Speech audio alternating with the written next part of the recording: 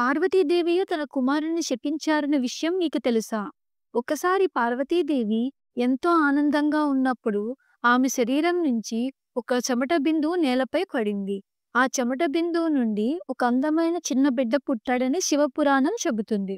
పార్వతీదేవి ఆ పిల్లాడిని చూసి ముద్దు పెట్టుకుంటారు.